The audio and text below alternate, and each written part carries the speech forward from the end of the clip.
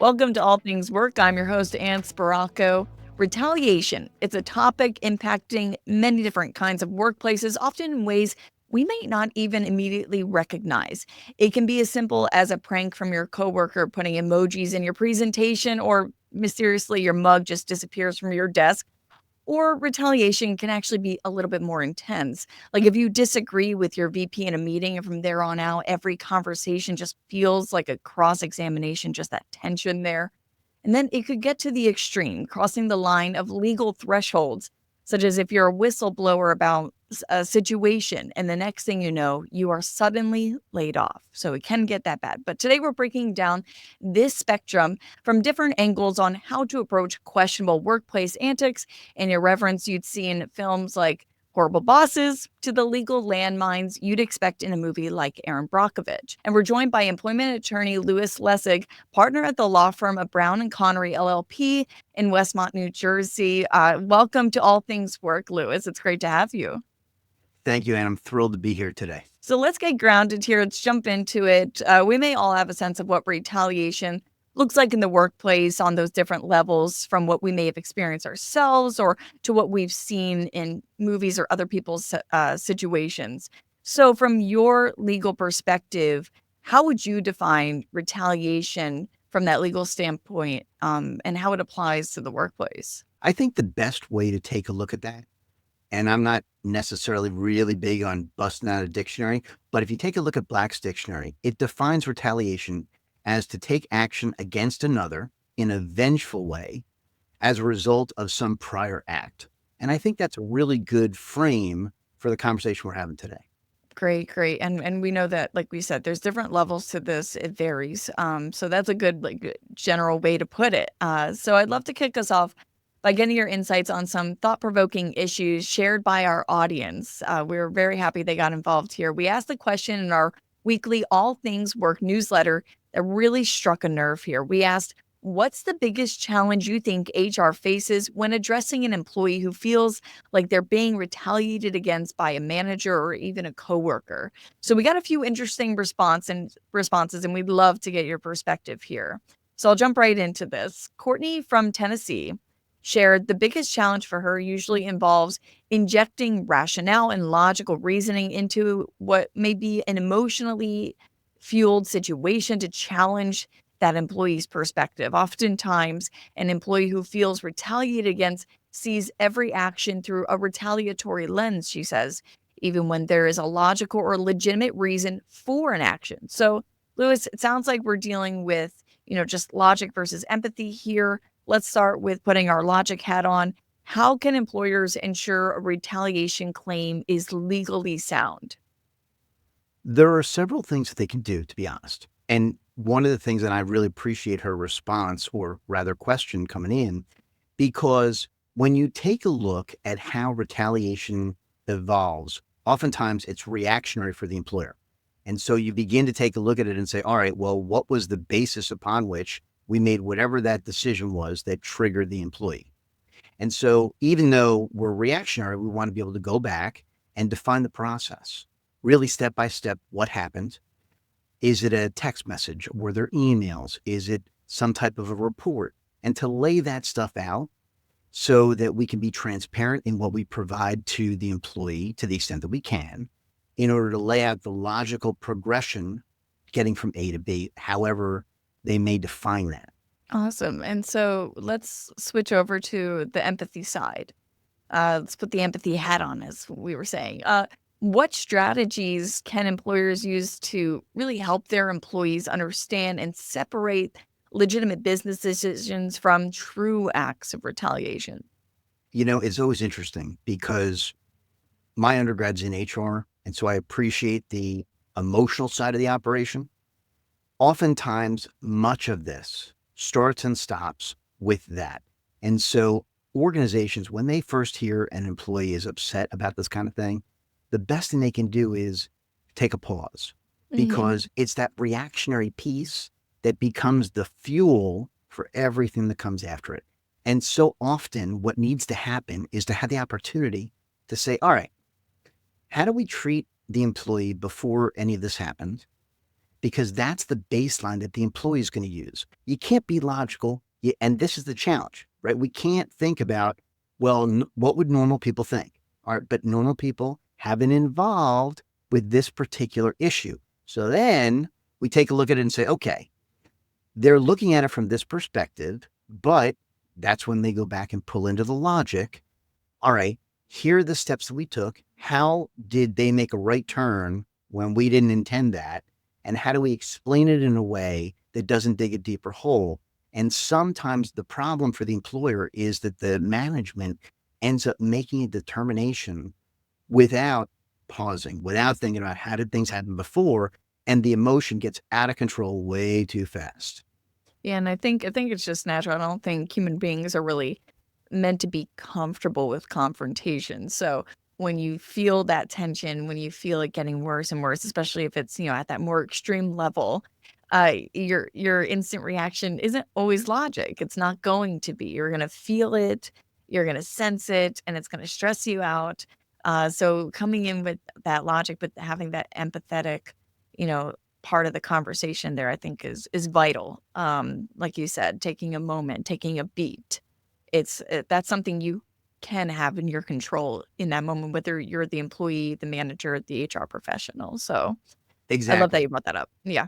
And so another person chimed in with this question. Holly from Massachusetts wrote a lot about the challenge of employees not having access to full background information due to confidentiality. I thought this was really interesting. Some of that confidentiality may include FMLA status or even safety infractions. So, Lewis, connected to this great point of privacy, because I found this question so fascinating. How should employers balance their need for confidentiality with the employee's right to understand why certain actions are being taken without exposing sensitive information? This is where our president and CEO, Johnny C. Taylor Jr., will call it intellectual honesty, as he always says in interviews. And so I think this might be part of it, but I would love to hear what you have to say. Sure. So, from an HR perspective, in both of these examples, it's really incumbent upon them to basically be Sherlock Holmes and try to figure out what happened to sort of peel the onion back. A lot of times what you find is that employees, they're having a visceral response, as you mentioned a moment ago, and there's some underlying cause. HR is in the best position to figure that out because they're one step removed from the manager and they're one step removed from the employee. At the same time, I think there's a world where employees appreciate the fact, listen, I don't really need to know why you're out. I just need to know why I've got to do more or why you're not there for X, Y, or Z that I have to do. And so by HR getting involved, understanding why that employee is raising the issue first, before they say, hey, just take it at our word and move on. I think Johnny's correct. You need to be transparent to the extent that you can be. You certainly don't want to violate HIPAA, FMLA, ADA issues, none of that. But there's a world where employers can actually benefit from it by saying, listen, this is your concern. If it's a confidentiality issue, imagine if you were in a situation, maybe you had a medical condition or had a family member with a medical condition. That's not necessarily something that you want to have a conversation about. However, we're here to help you. And so that's exactly what we're trying to do. Just bear with us, understand that if you were in that situation, we'd be handling it the same way. What becomes important is how do we all work together so that individual can come back, get back up to 100%, and we're all continuing to move the boat in the same direction. I like that. I like that a lot. Especially like you said, Sherlock Holmes trying to piece it all together, hearing everybody's perspective on it. I think I like that you brought that up. So thank you for the wonderful insights on that. And on that note, to our audience, we're always looking for ways to bring you into the conversation. If you're not already signed up to receive All Things Work, we'll link it in the episode description. Be on the lookout for the next question. Your response could be featured in an upcoming episode. So we're really excited about this. So now before we move on, Lewis, you actually recently polled an audience of your own when you were speaking at SHRM 25 in San Diego this past June. You told producers on All Things Work you actually got some interesting results. So we were so curious because we didn't have a good picture of what you were saying here. So could you share what you asked as well as some of the responses you received? Absolutely. And so to put it in context, it was a packed room and the topic was retaliation. And the premise was talking about 5 cases, some of which I tried, some of which had recently come out within the year, and understanding retaliation from a practical perspective. Some of this was done by word cloud, some of it was done by multiple choice, but there were some really interesting things that came out. Generally speaking, I'll start off with the live polling to sort of test the waters, see how everybody's thinking. And I ask people, well, what's the first thing that comes to your mind when you think about the word retaliation at work? Interestingly enough, there were 2 things, and imagine there's like, I don't know, around 600 plus people in the room. So there are a lot of different words people come up with, but the ones that popped out the most were, shockingly, lawsuit and investigation, which I thought was kind of interesting before I even really got started. But then I asked a question, and I thought the response was really interesting because the question was, if a manager transfers an employee to a different shift after they complain about harassment, but it's for a legitimate coverage need, could that still be retaliation?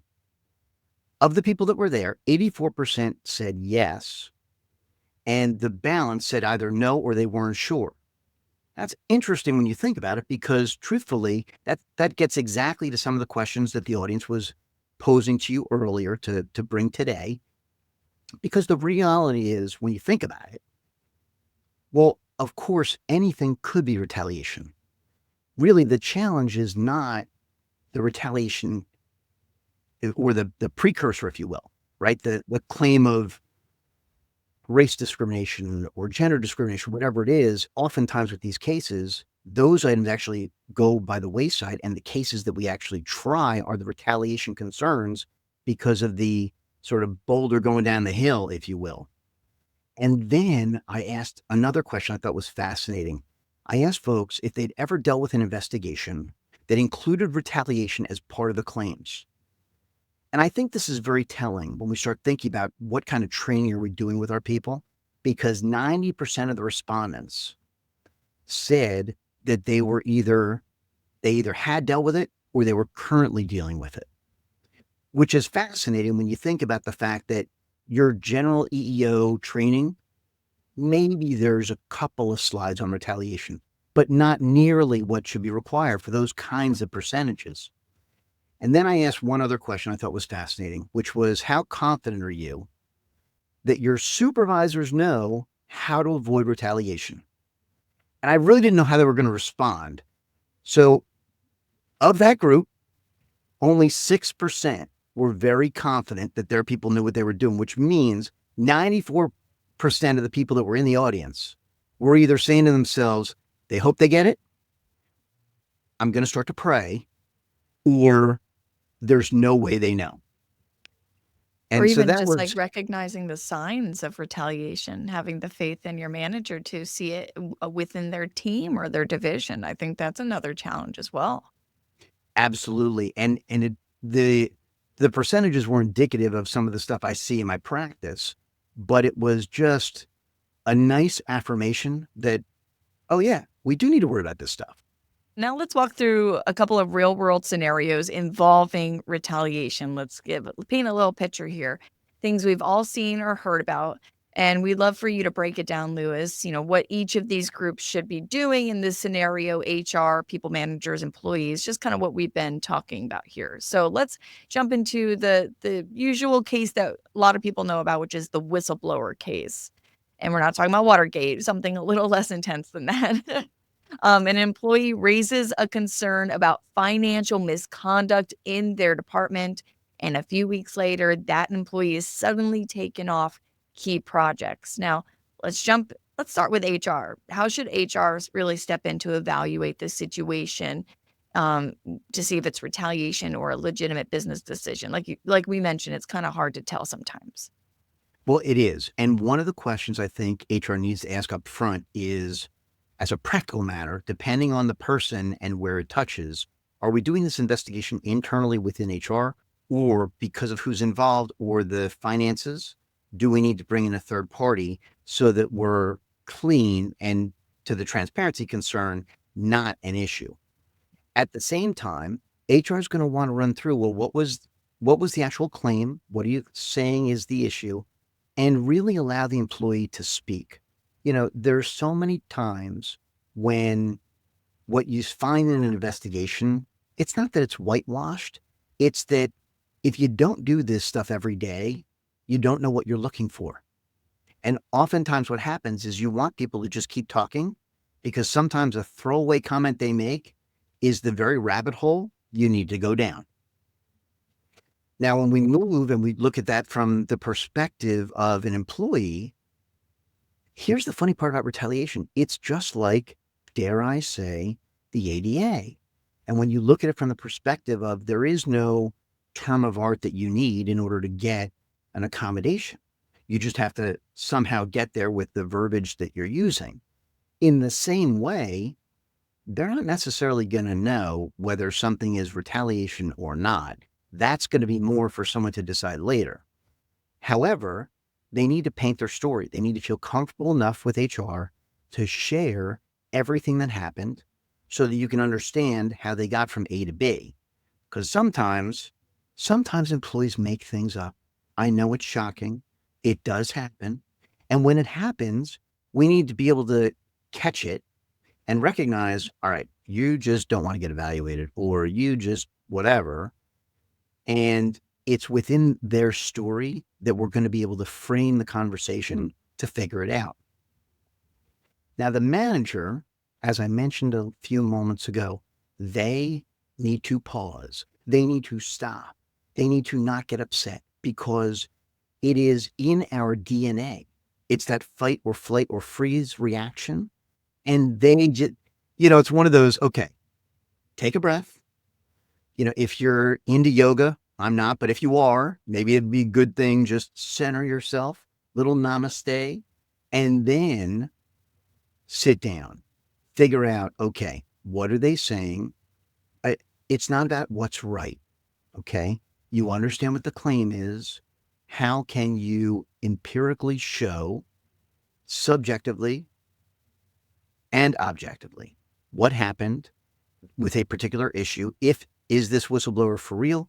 Is it not? What's the issue? And be able to lay it out, because the manager is going to be the target.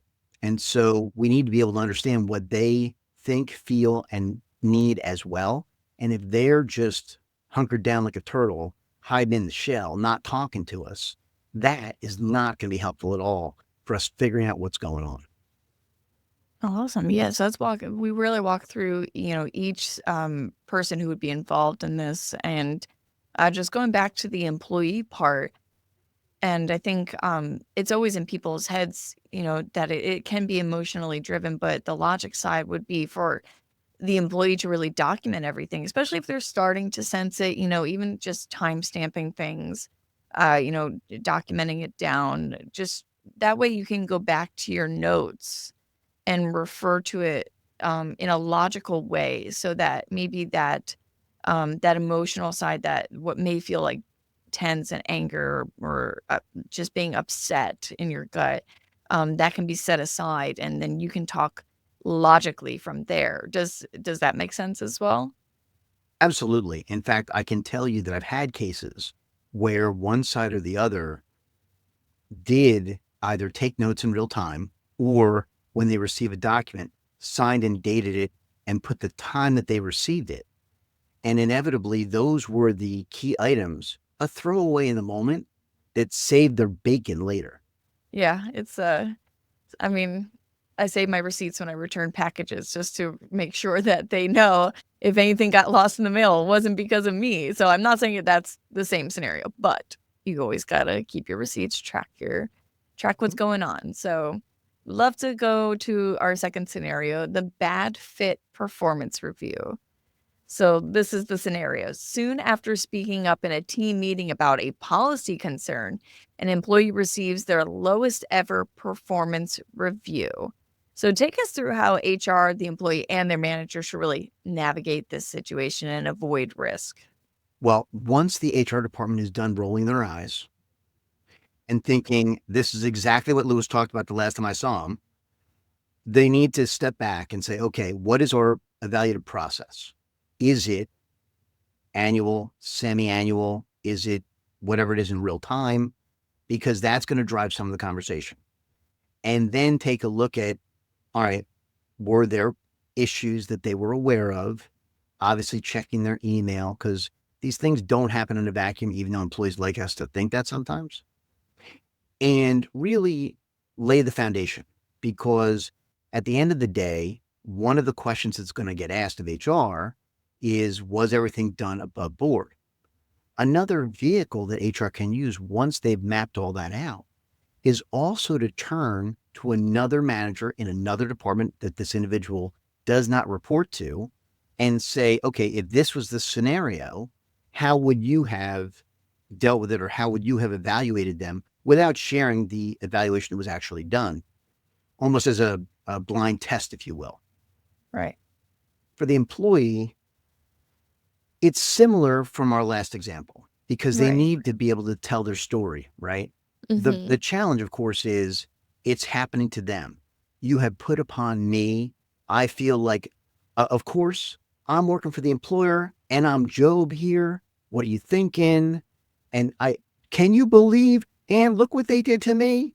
And that is, so you're sort of walking through that. Now, if there is a legitimate issue, again, the challenge is that you'd love employees to be less emotional and more logical.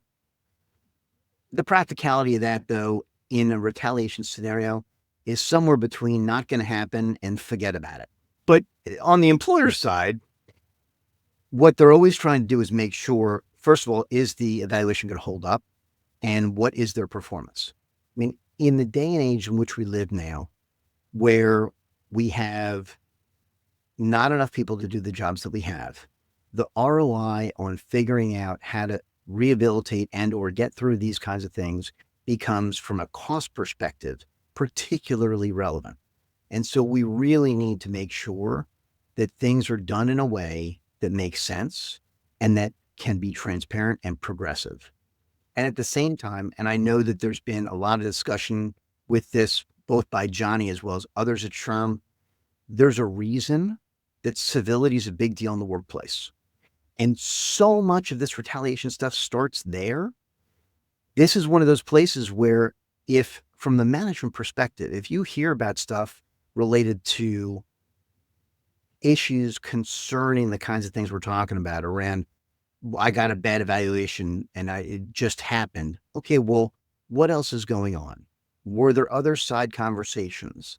There may be other reasons that people hadn't thought about that need to get addressed, and they're really related to other issues, but they're creeping into retaliation. Yeah, I love that you brought up the civility part. I think our last quarter three civility report said 208 million acts of incivility per day, and we get a lot of questions from journalists covering this topic, and their question, well, what does that look like? And I think our survey found it can really vary. It could be something as small as, a really tense sounding email, to a manager maybe just not recognizing the work that the person's doing or giving enough credit, or just not answering questions because they just don't want to deal with the person, to something a lot more intense like retaliation and what we're talking about today. So that's really important that you brought up civility, and we discussed empathy.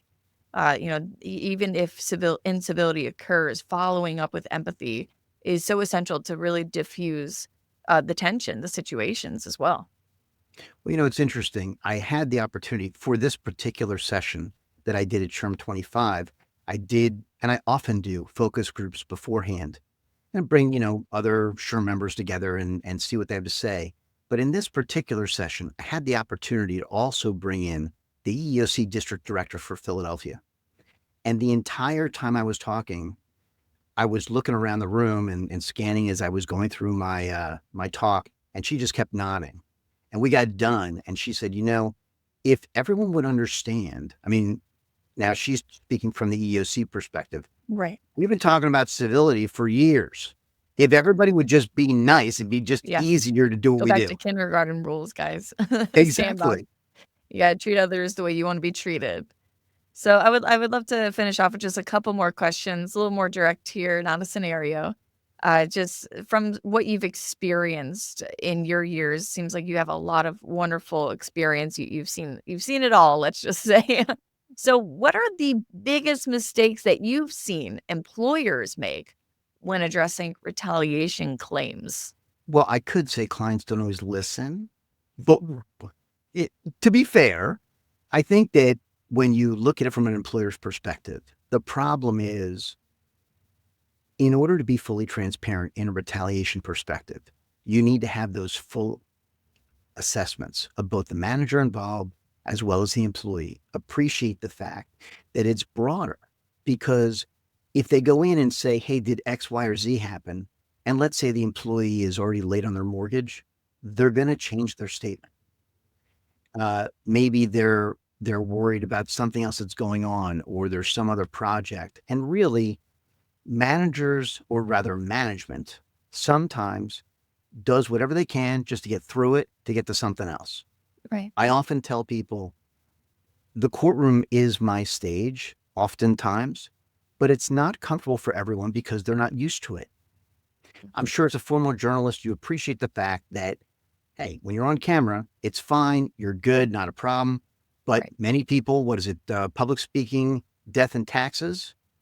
And so oftentimes management doesn't do enough to Mhm. flesh things out. And I see that an awful lot, and it does come back to bite them. And one last question, and I think this is something a lot of people are curious about because what is there ever such a thing as accidental retaliation? Maybe the person isn't actually aware what they're doing could come off as retaliatory. And what does HR do in this gray area of the situation? Well, the short answer, of course, is yeah. And the longer answer is, when you think about this, we have to appreciate the fact that we all come from different places. And generally, in a return to work world, we spend more time at work than we do at home with our families. And so we need to appreciate that. The truth is, there may be things that are totally appropriate and, you may kibitz about, you may joke about that are perfectly fine in certain scenarios, and yet in others are not. And oftentimes you find that that's part of the challenge, particularly if people change industries. So, for example, I have certain clients that went from, say, oil and gas into automotive. Very different type of clientele, employees. Uh, but sometimes it's nothing more than recognizing, hey, we need to do some more training. Sometimes it's more specific. And often it is that emotional side that we need to deal with so that we can get to ensuring profitability for every organization. And keep civility in mind, people. Just all the way through every step of the day. You are so right. And that's the piece that I think so often gets lost because it's almost like asking someone if they ever took an English class, right? It's sort of that throwaway comment that someone will make. And yet it is critically important when you look at the progression. And, we've certainly seen this in some of the SHRM data as well as in other areas. If you start on one end of the spectrum and you have quid pro quo harassment, the other end of that spectrum is civility. So if you were all civil, you would never get to that other side. See, guys, you gotta follow civility. All right, Lewis, thank you so much. I really loved your insights today. These real world scenarios. We know we've all at least have witnessed or dealt with something on some form of level, even if we didn't recognize it before. You may think back, oh, but that might have been it. But now we know, some of the best practices on how to move forward, both from the employee, the HR, and the employer side. So thank you so much for your insights on today's episode. Been my pleasure, and thank you so much. All right, that's going to do it for this week's episode of All Things Work. We'll catch you next time. If you enjoyed our conversation today, be sure to subscribe wherever you enjoy your podcast so you never miss a new episode. Also, did you know All Things Work is more than a podcast? That's right, we're also a weekly newsletter that includes in-depth articles and the latest research from SHRM to keep you in the know. Just head to shrm.org/allthingswork to sign up. Plus, follow SHRM on social media to view the latest clips and join the conversation on game-changing topics that are redefining the world of work. SHRM.